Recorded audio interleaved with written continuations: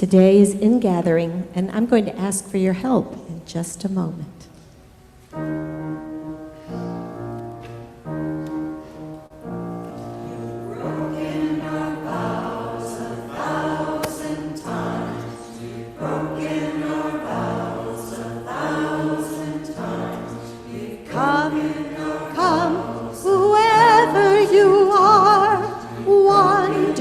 Worshipper, lover of leaping, ours is no caravan of despair. Come, yet again come. Come, come, whoever you are, wanderer, worshipper, lover of leaping, ours is no caravan of despair. Come, yet again come. Come, yet again come.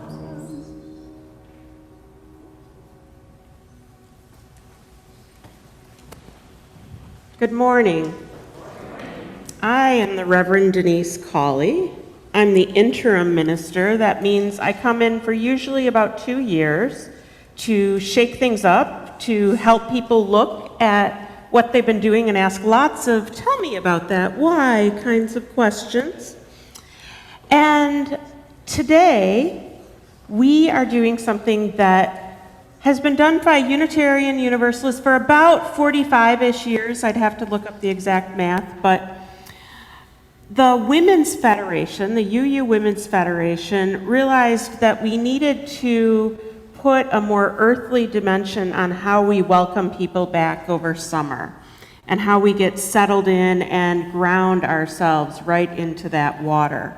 And so they commissioned this ritual of the water service and the ritual of joining waters together.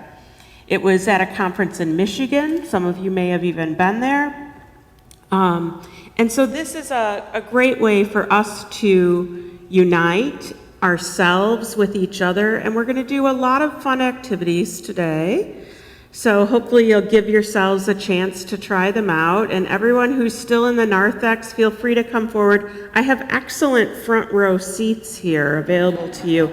You're really not going to want to miss everything that's happening up here. Now, when you think of water, shout out what you might think of when you think of water, real loud. Cool, refreshing, springs, wet. I heard all different things. One of the things I think of is mermaids. I don't know if you're aware, but I adore mermaids. I like the mythology of them, that they are seers, both on land and in sea. And I think that we as Unitarian Universalists can also possess those qualities. Our faith asks us to question and have curiosity and wonder about things. So that's an opportunity for us to also be mermaids of a sort. Now, many of you mentioned things about conservation and water, and so I also asked our Green Sanctuary team to draw up a handout that's in your order of service about water, to give you more resources around the ecology of water. I wanted to kind of hit all the ways that we might think about water today. And so I've been thinking about water this summer, and I've been thinking about the sounds that water makes. I wonder if we could make some water music together in just a moment. So think about the kinds of sound that water might make. It might make a pitter-patter. You might hear the seashore or the rushing river. You might hear the crash, right, over waves. You might think about rain on a tent. You might think about the gentle lapping or even the hard lapping. So just to get us in the watery mood, think about where your water came from that you might be bringing. Think about water sounds that might accompany it. And let's take just a minute to make some water sounds. Think what that would be. Whoosh, whoosh. Thunder.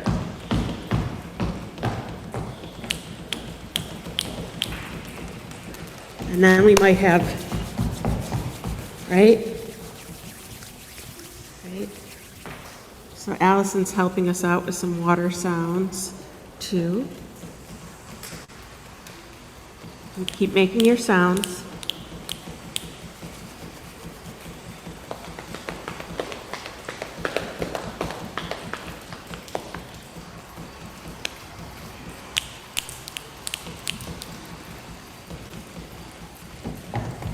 I don't hear any thunder. There's no storms in our, oh, there we go. Get your wiggles out.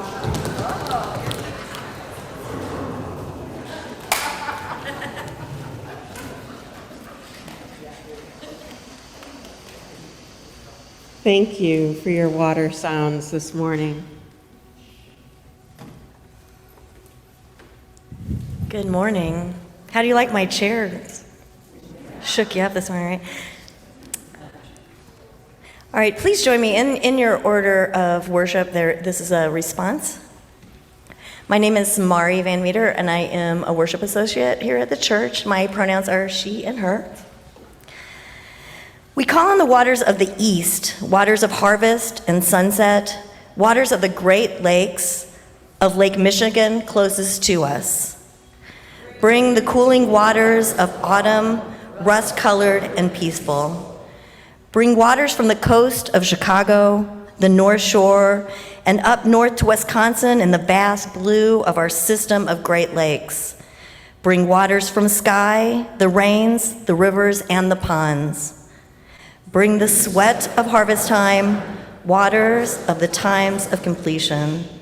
Bring the waters of the east. Now you will join me in spirit or in body, if you're willing to stand, as we sing our hymn number 358, Rank by Rank. Come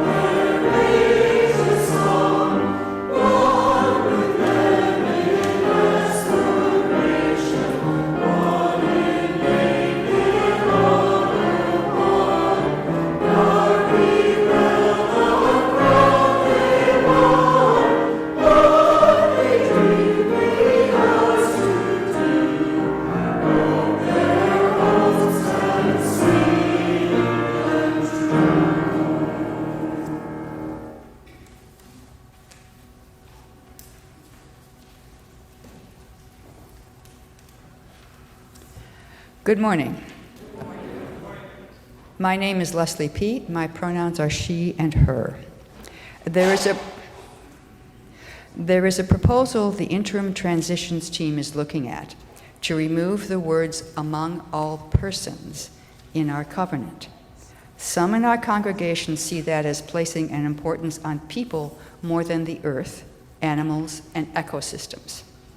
Many see all those elements as part of nature, including people.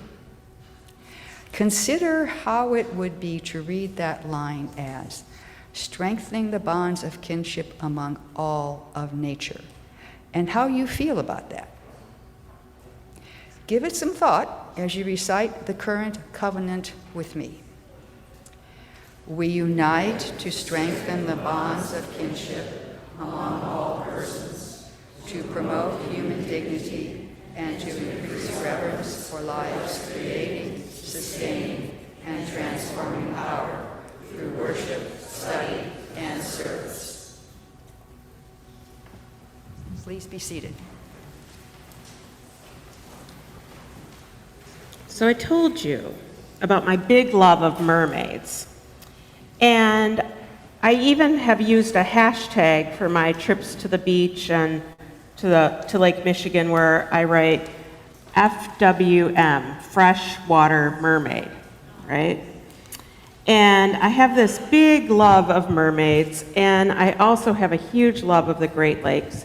And I thought, what if we welcomed some waters from the west, perhaps Elgin, Illinois, and we would have some friends help us with the story today. And so I want to welcome Whimsy, Mermaid Whimsy, into the sanctuary today.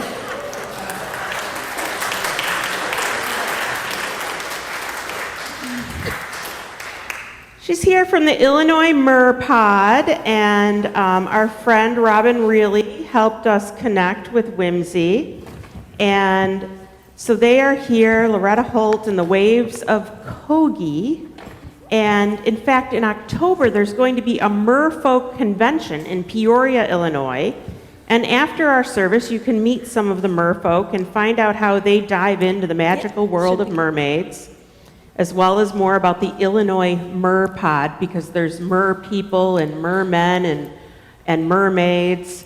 And if you want to know more, you can look at really.design or illinoismerpod.com. And now I'd like to invite all the children and the young at heart, come get a pillow, come on up. I need you in my pond that Lois and Mari helped me make. We made this beautiful pond, and I need frogs, and I need waves, and I need ducks in my mer pond. Come on up, I have extra pillows over here. We're gonna watch the story on the screen, but Mermaid Whimsy also has the story. And she's gonna be reading a book today for us. So go ahead, Mermaid Whimsy. I'm gonna come down and sit with everyone. We'll be reading Tallulah, the Mermaid of the Great Lakes, which is perfect for all of us here who live by the Great Lakes, and especially Lake Michigan in particular. And according to ancient mythology, every mermaid has a special gemstone hidden somewhere in the sea. Once a mermaid finds it, her tail will take on the same color as the stone, and she acquires her magical powers. Her powers are used to help fishermen and freighters during storms, safeguard treasures in sunken ships, and maintain lighthouses, awaken imaginations with enchanting melodies. In the blue, shallow water of the sea, a group of young mermaids splashed in the waves. Their tails shimmered in the summer sun, hinting at all the jeweled colors they would soon become. But when Tallulah waved her dull, gray tail back and forth to catch the sunlight, it didn't sparkle, and the other mermaids giggled. Tallulah quickly hid her tail under the water. Finally, the day had arrived. Sea creatures from all over, oops, I think I missed a page. No, we're good. To wish the young mermaids luck in their search. Tallulah listened and watched as the elder mermaid gave instructions and advice to the young mermaids about where and how to search for their gemstones. When Tallulah tried to ask a question, they all stared at her dull gray tail and said nothing. After just a few weeks of searching, the young mermaids returned, excited to show off their colorful gems and sparkling tails. But weeks and months floated by with no sign from Tallulah. Oh, they all have such pretty stones. It had been almost a year when Tallulah returned. Her tail was the same dull color it had always been. The sea creatures gathered around her. Exhausted and sad, Tallulah whispered, "I've searched in every ocean, and I've been to every sea.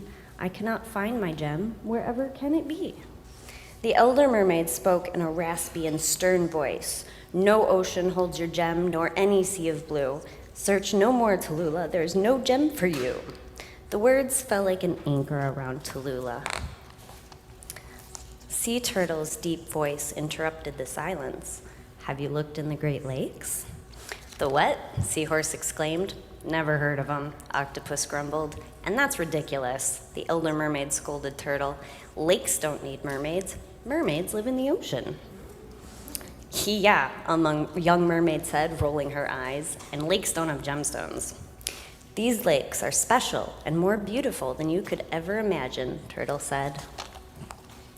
Tallulah listened intently as Sea Turtle told her about the Great Lakes. "Will you take me there?" Tallulah asked. Turtle nodded, "But I can't stay for long." In the wee hours of the morning, Turtle and Tallulah set off for the Great Lakes. Side by side, they swam until they felt a change in the water. "The Great Lakes are not far from here," Turtle told her. "Do you really think I'll find my gemstone?" Tallulah asked. Glancing at her dull gray tail, Turtle nodded. Tallulah was anxious to begin searching for her gem. They swam through locks and past ports and islands until they reached Lake Ontario.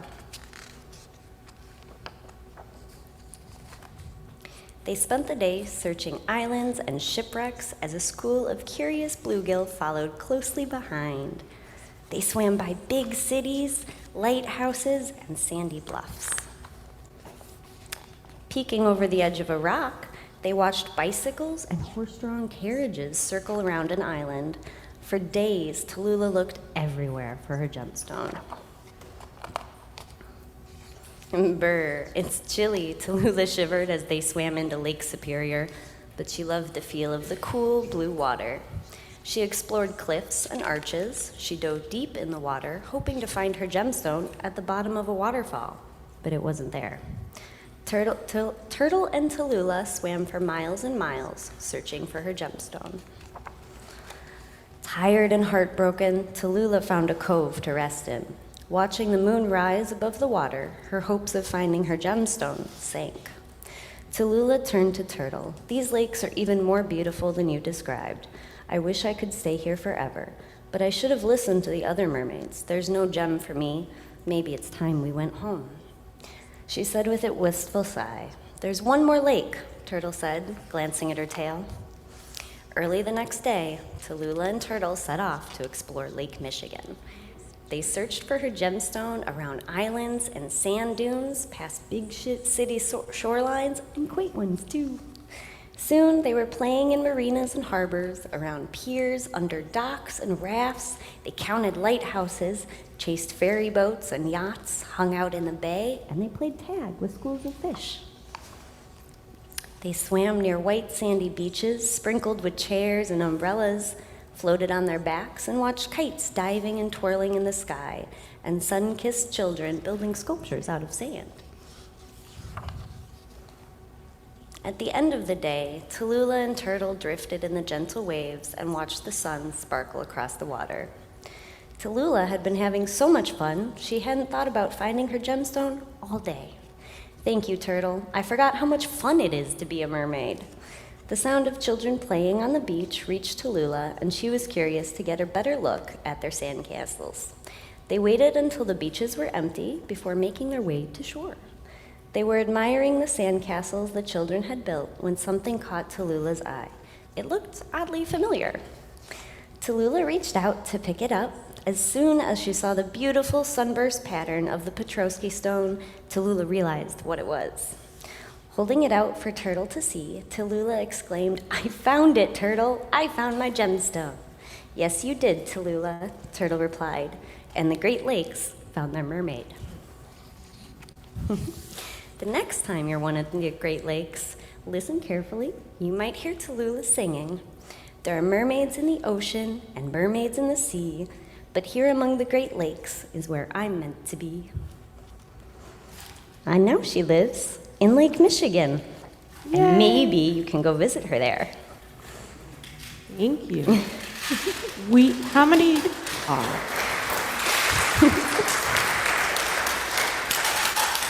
So the stone she found is a Petoskey stone. How many of you have seen a Petoskey stone? Yeah.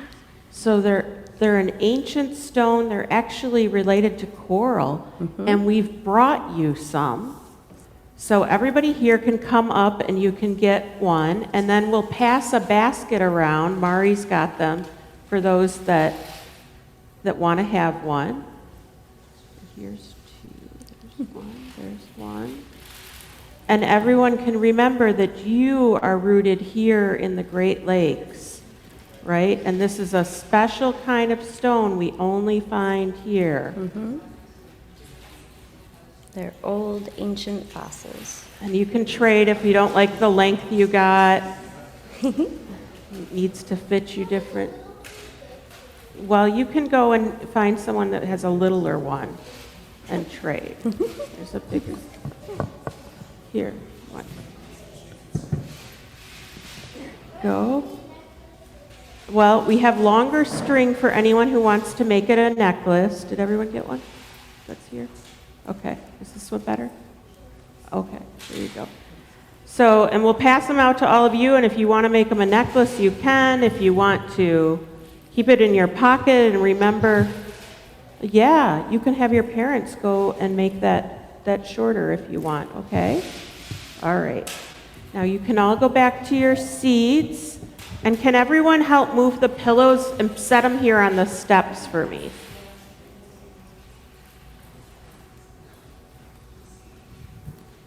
Can we thank Tallulah, mermaid reader today, with Mermaid Whimsy. Thank you, Mermaid Whimsy, for coming. We appreciate it. And Mermaid Whimsy, they'll be available during the potluck, so you can ask more questions. Thank you all.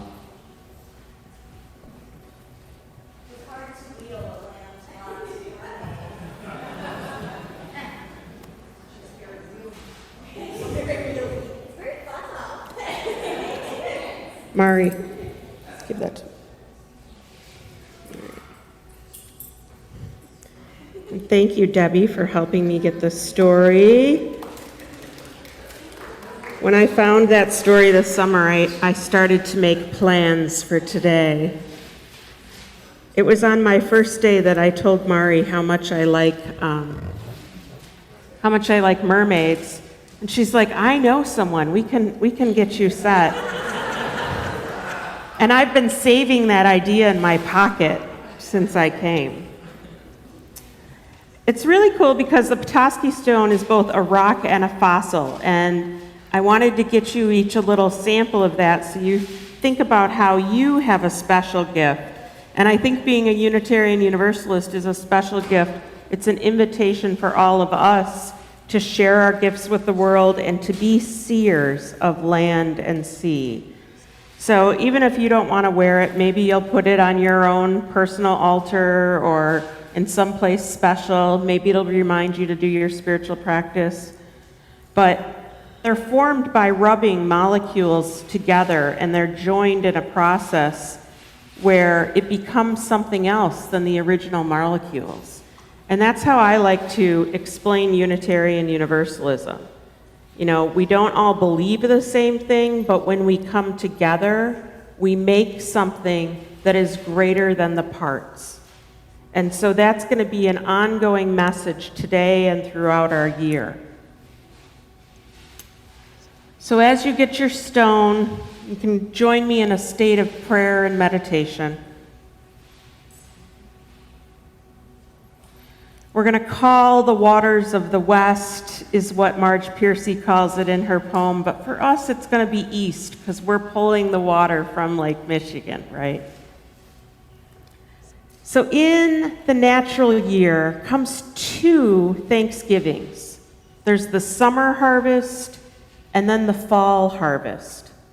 Two times when our ancient ancestors could eat and drink and remember their dead under the golden basin of the moon of plenty. Abundance, habodanda, food for winter. Too much now and survival later. After the plant bears, it dies. It goes into seed, and the blowing grasses of the Midwest nourish us with wheat and corn and rye and millet, rice and oats and barley and buckwheat, all serviceful grains to help feed us. What are the grains in your life? Grasses of the pastures that the cows and pigs and lamb and horse and goats all graze on those grasses. We need that water to nourish all of those, to help quicken into meat and milk and cheese, the humble and necessary mute vegetable bees, the army of their grasses waving golden banners of ripe seed. The sensual round fruit that gleams with the sun stored in its sweetness. The succulent ephemera of the summer garden. Bloodworm, tomatoes, tender, small squash, crisp beans, the milky corn, the red peppers, exploding like Roman candles in your mouth. We praise abundance by eating it, reveling in the choices on a table set with roses, and lilies and phlox and zucchini and lettuce and eggplant, all coming to us before the long winter of root crops. I'm sure we will enjoy many of those today in the potluck after service. And please stay even if you didn't bring something. You're all here to be a part of our harvest. Fertility and choice, every row dug in spring means weeks of labor. Plant too much and the seedlings choke in weeds as the warm rain soaks them. The goddess of abundance, Habodandea, is also the spirit of labor and choice.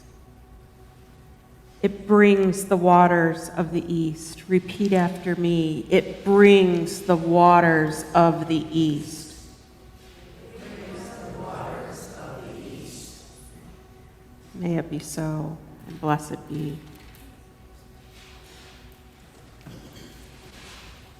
Glorious Ingathering Sunday, and in celebration of the theme of this month, which is the gift of welcome, we bring you a song of welcome written by my wonderful African American colleague, Mark Miller.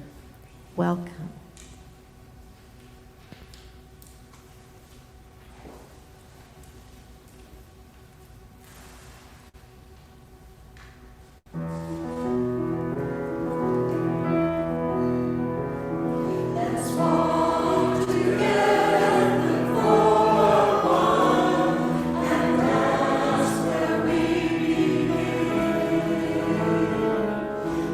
Build a world where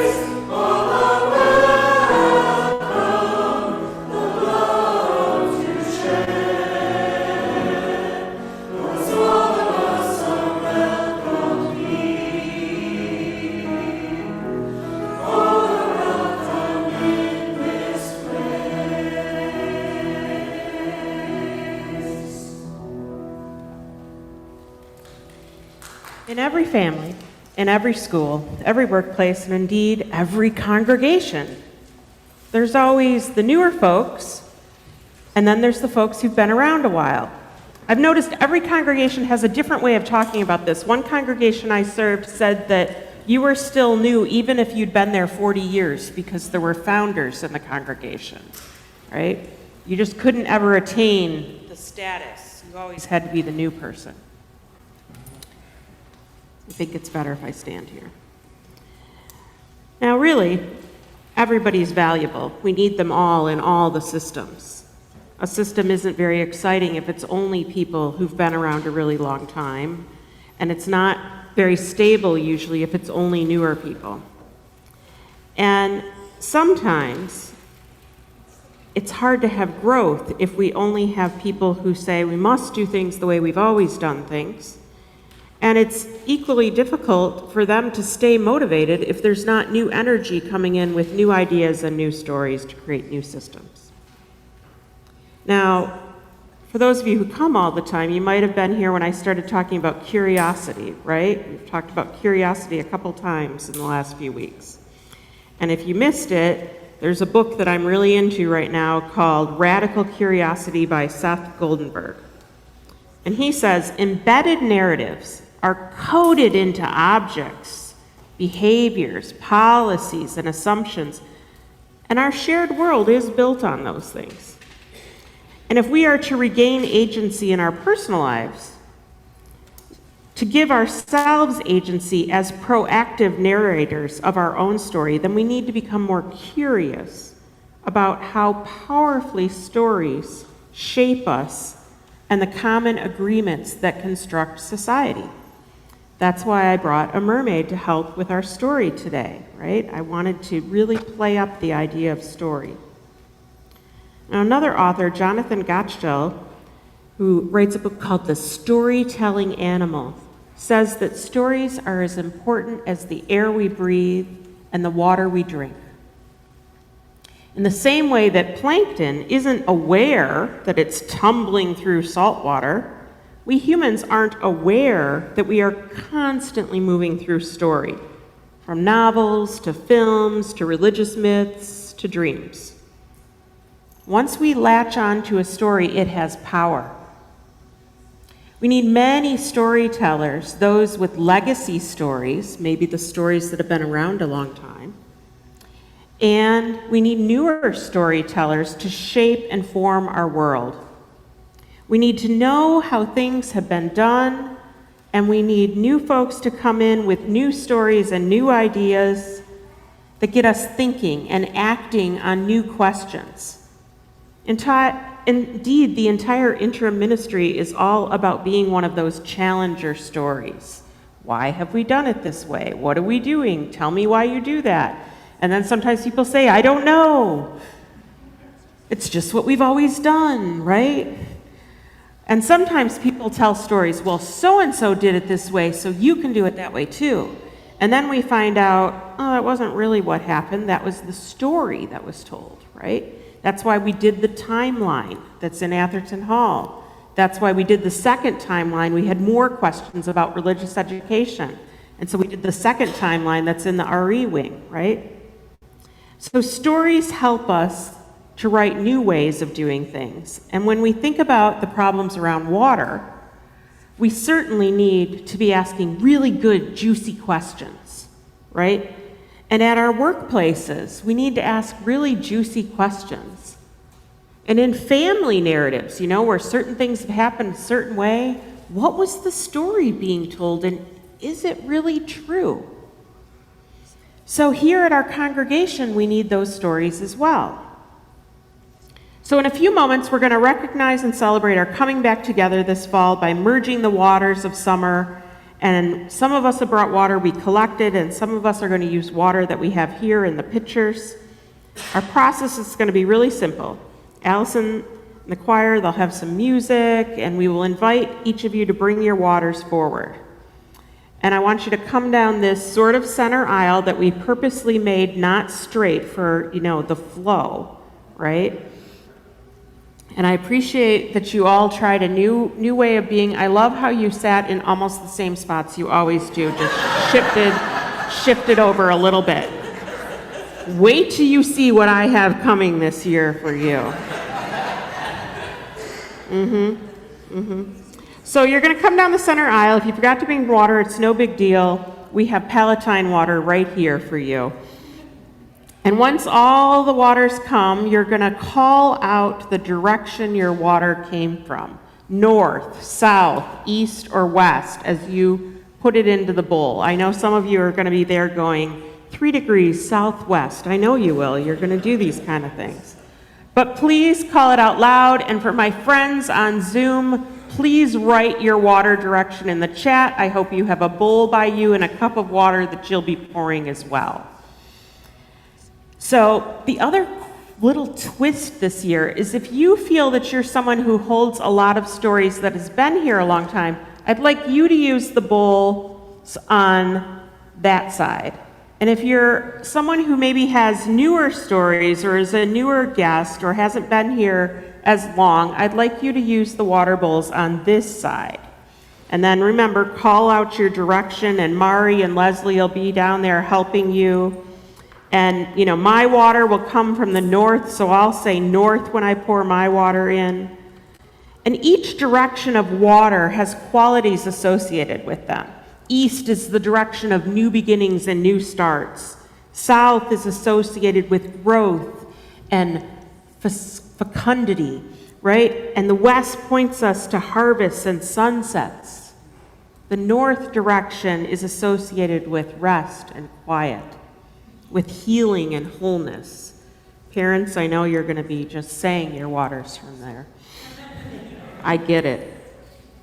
So I encourage you to take this time of merging the gathered waters. Reflect if you brought your waters from travels, even if it's, you know, maybe off in Geneva or, you know, coming from Elgin.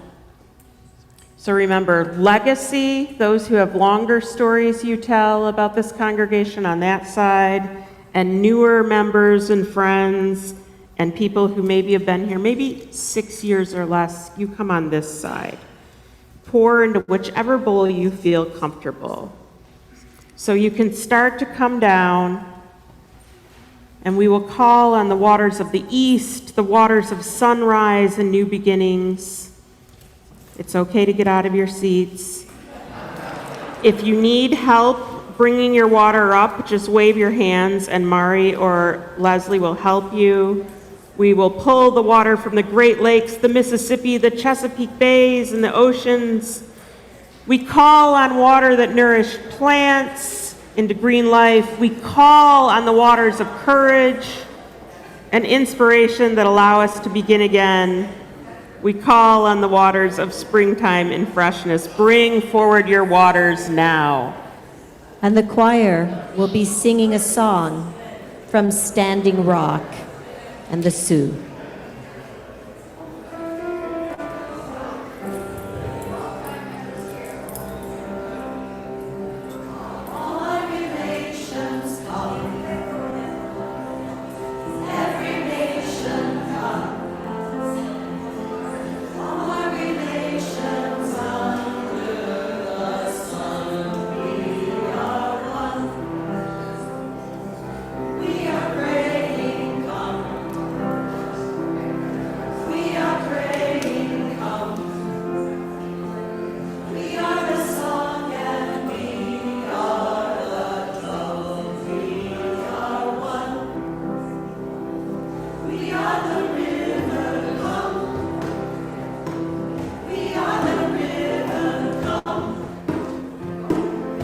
I can't hear your direction. All right.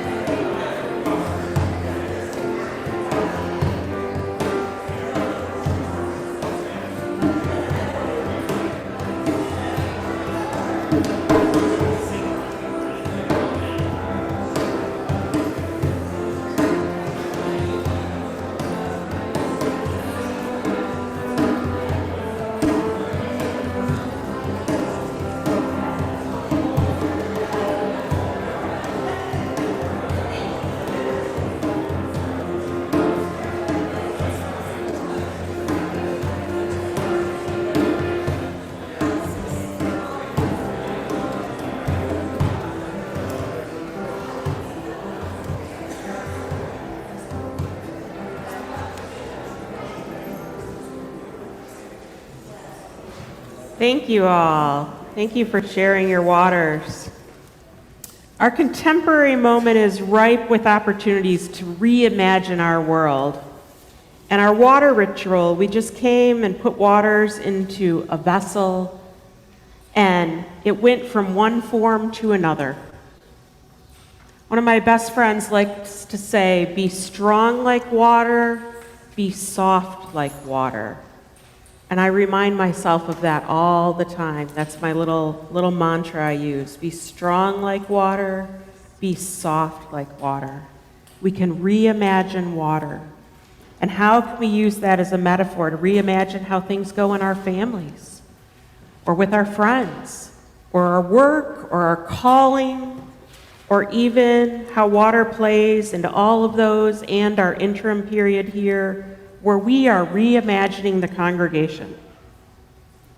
So Goldenberg says, we are witnessing existential disruptions to legacy narratives that shape our whole society, the inherited stories, the social codes, the historical models, just about everything about gender and social justice and money and our relationship to the natural world. They're all challenged. Some for good and some for bad, and some for a lot in between. In fact, we're living in in-between times. What have I taught you those in-between times are called? Liminal, that's right. A liminal time is that in-between, that before something else starts, but the other thing hasn't quite ended. I always like to think of it as the hallway. You know, people love to say before one door, you know, when one door closes, another opens, but there's some space in the hallway there. We are in a hallway of times right now. We are seeing increasingly polarized worlds that has some telling alternative narratives or alternative facts. And we are being pulled into a world of lies where we must all be detectives, assessing what is true for us and what is not. And that is why we all have to be mermaids, seers on the land and the sea. And if you didn't get one of the coloring sheets, they're in the prayer ground, or in a few minutes you can come up and get one from me. Mari made us a special CCUU water communion mermaid coloring sheet. We're going all out today. Someone said to me, do we really need the mermaid to come? Couldn't she just make a video? I said, don't you want to go to the church where there's a mermaid showing up? I do, sign me up. I think some of you know that ministers get 80 million ways of being judged and measured and all this stuff, and the MFC, the Ministerial Fellowship Committee, is who does all that. And someone said we should rename it the MFC, the Mermaid Fellowship Committee. It would be a lot better. So we are watching this liminal time that seems to never end. The hallway is like interminable. It's like you're in the movie The Shining, where there's all those doors, if you've seen it. It's a cultural liminal time, and it's really important that we listen to legacy stories, we listen to wisdom of before. We have to be careful that those aren't presented as pure fact, as though they never can change. They're not in stone, they have to be soft like water too. And sometimes it comes from some great processes that worked really well for many, but maybe not for all. And then we need to be listening for newer stories, challenger narratives that help people emerge, and they're about building capacity. I had a great meeting with Andrew Cranberg and George Motto. They're going to be teaching the humanism class here in November. We're talking about how we see a lot of groups popping up right now that are looking to make more space and open our arms wider in Unitarian Universalism and in the world. That's what the root of Article 2 is really about, is how do we include more people in what we have called our principles and our covenants. And so these newer stories and new people may emerge. They're trying to build greater capacity for life. Goldenberg says, simultaneously, we are witnessing meaningful and diverse experimentation, and diverse new ideas are emerging that challenge some of our most deeply held core beliefs. Now, you may have heard this called disruptive innovation in business. Has anyone ever heard disruptive innovation? Right? So in a church family, we are not used to that, right? I want you to think about those of you who've raised teens and they come home and they tell you how your house should work now, right? Or the college student who comes back and they're going to tell you how to be more efficient, right? And sometimes they're right? But we don't want to necessarily hear it right away, right? So our water ceremony is about us taking the legacy water and the newer, challenging narratives. We have to be radically curious. Because sometimes we see these challenger narratives as upsetting things in the home. You know, when I came here, I thought you all were using pronouns all the time, right? So I started using them because I was used to using them at other congregations, and I heard you guys did, and I did. And then some people said, wait a minute, I don't want to do that. I'm not used to that, right? That was a challenger narrative, and now it's just kind of like whatever, right? We just do it because it welcomes more people into our waters. That's just one example. Challenger narratives aren't always like all worked out with all the details. They're kind of figuring it out, right? So think of that as when cold and warm waters meet in the sea or the lakes. There can be friction and difficulty or storms. We are in a messy liminal time in our world. We see it in how water is treated and bought and sold and not regarded as a right. We see that friction. We see people putting their names on water as though Nestle owns the water, right? We see examples of legacy narratives and ideas mixing together where the experienced ideas come together with new ones. They also can make beautiful waterfalls. Think of what we did at this congregation with stewardship this past year, right? We took a lot of great old ideas we had done, and we resurrected them and added some new, and we had enough money this year. Yay! Think about how many people said, well, we've had children in service before, but on special occasion, and now we have children in service a lot, right? Because they're part of our congregation. I'm mixing you up to do new seats and stuff because we've learned that it takes at least 5 people to know something about you in a church community of all ages for you to be rooted here. So that's why you're going to sit by birthdays, to try to get you rooted in a different way to this congregation, to know more stories, to mix the legacy and the newer narratives together. Now, to symbolize that, I asked you to pour in different bowls today. And I had a secret bowl hidden.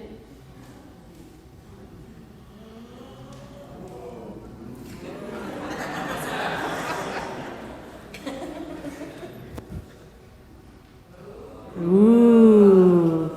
I used to go to a festival where we would say, ooh, ah, fabulous prizes.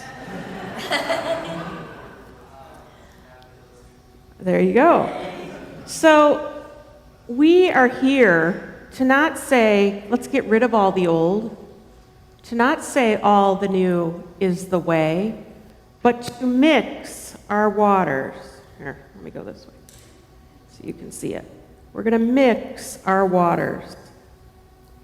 And then for those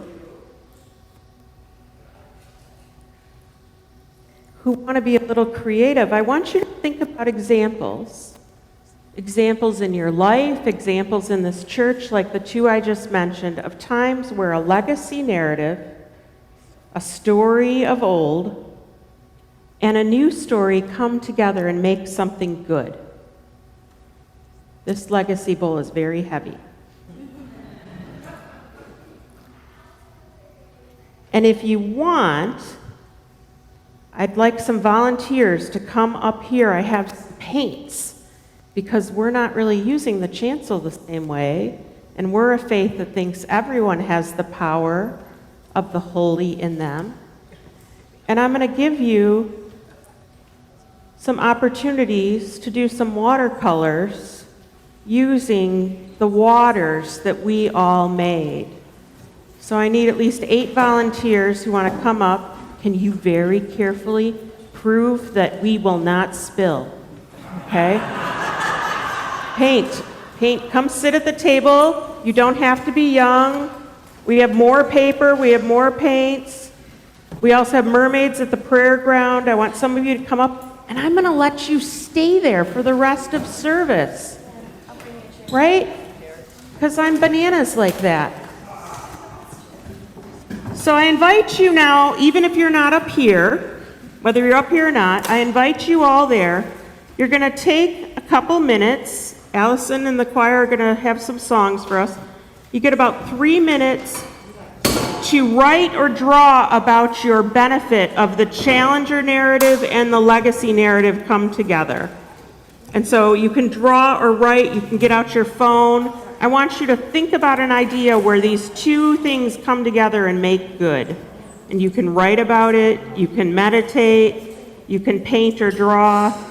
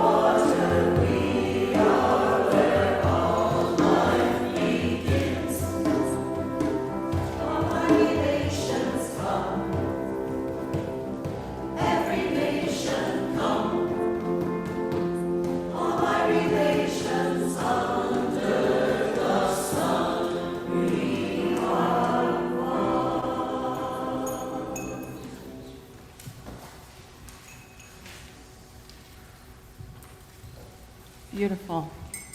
Up here, there were people kind of fighting to get the special water, so I mixed it all together so that all of us go into creating whatever art they make today. So we are grateful for all these waters. Look at the way they combine and make peace. Peace that touches our hearts and renews our spirits. May you leave today with waters of love and waters of rest, waters of curiosity, waters of our universe touching you with new ideas, and may the stories of our waters and their legacies wash over you with respect for what has come and the excitement of what is becoming. Repeat with me, bless all the waters. Bless all the waters. Amen, and may it be so.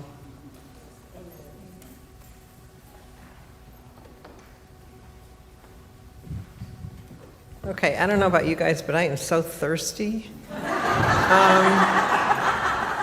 So we're almost ready to wind this up, but it's time for the offertory. We give to support our church and our community. Giving is a way to participate in love and blessings. Generosity opens us up to more love. It is a way to sow, to invest in the mission, and to reap the blessings to come. The offering will now be gratefully received.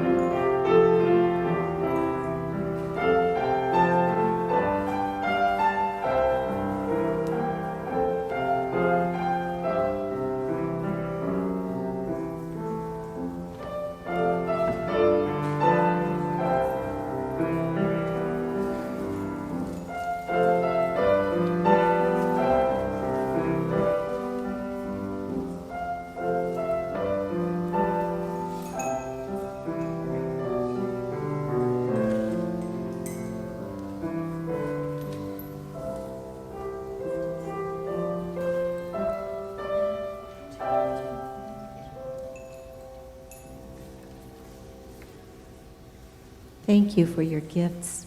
Please stand as you are willing or able and join me in singing number 360, Here We Have Gathered.